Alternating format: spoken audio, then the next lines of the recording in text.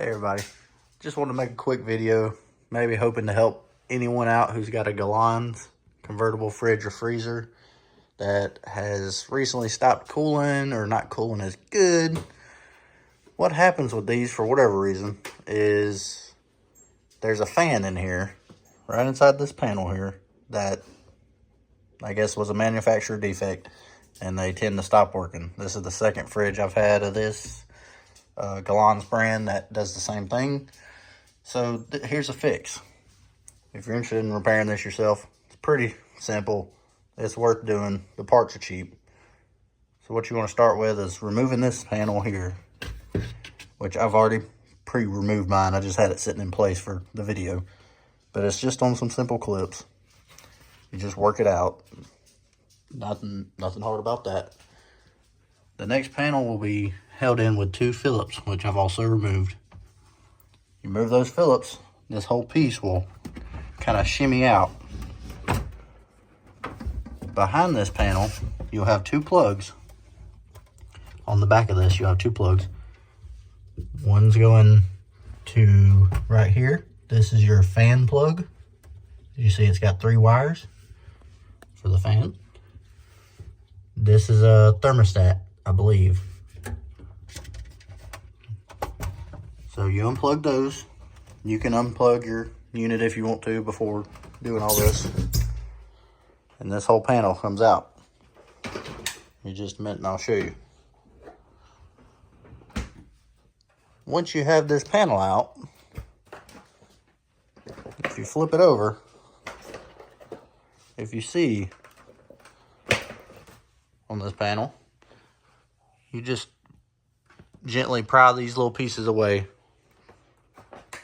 and you'll remove this back section from the front. Once you get those little clips all broke apart, you can separate that back panel from this. Here is the fan that tends to give everybody a problem on these. If you look, I've already removed 3 Phillips heads that hold this fan in. That's all it is. It's got a plug on the end normally. I've already cut mine off because I'm replacing it. That's all there is to it. It's just a little fan. If you get on Amazon, you can buy this. This is 20 bucks. If you look, pretty similar design. The main thing is that the footprint lines up the same. As you see, that would go right back into place. You will have to cut the plug off of this. But if you see, it's 3 wires, red, white, and black. The original, red, white, and black. So, you cut the plug off of the original, cut the plug off of the new one.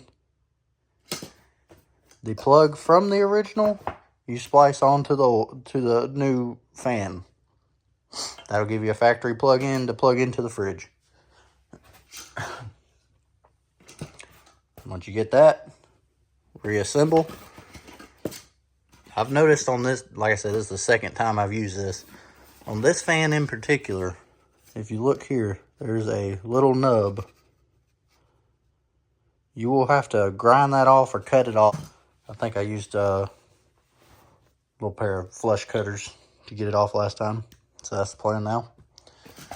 But reassemble, put that in, put the old plug off the old fan on the new fan, run it back out, put the back of the panel back on, reassemble, work in reverse, and that's it. That's fixed mine. For whatever reason, these fans burn up. Like I said, second one, that's the original. There's a more expensive option on Amazon that does supposedly have the same style plug, but 20 bucks, a lot cheaper. All I gotta do is splice 3 wires. If you're interested, this is the original plug. Trying to make it focus for you. There you go. That's the original fan's plug. This is the plug from the new one on Amazon. So obviously nowhere close to matching, but got the same 3 wires, same colors, simple to splice. So here it is. I've got it reinstalled in place. You see it matches up. Like I said, all I did was splice the connector off the original onto the new fan. I used little solder heat shrink connectors. Got these off Amazon also. All you do is slip them on there and heat them up with a heat gun, and they will melt the solder in the middle and also provide some heat shrink at the same time. But I bought my 2 from Costco, and they both had the same issue, the original fan burning up. For whatever reason, manufacturer defect. But a new fan's 20 bucks, whereas a new fridge is not 20 bucks. So, install the new fan.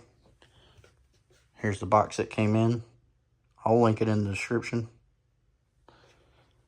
Put your back panel back on. Like I said, don't forget you will have to trim the little nub that's on here. You see, I just cut it off with some flush cutters. If you don't, that will rub on this back housing right there and make a noise when the fan's on. So, cut the nub off, cut the original plug off, put the plug off the old fan on the new fan, reinstall, and you should be good to go. All right, here I got it all reassembled. Like I said, all you do is snap the panel back in. It's got little snaps on the side there, all the way around. It's just a press fit. You got your cord location here. You can just wrap here. You'll reinstall it. So, like I said, if your fridge is cold on the bottom but warm on top, this is most likely your issue, because that fan, this is the bottom of the panel that sits towards the bottom of the fridge by the cooling mechanism. It's drawing air into these 2 inlets, and it's pushing it out the top towards the top of the fridge. So, hopefully this will fix your issue.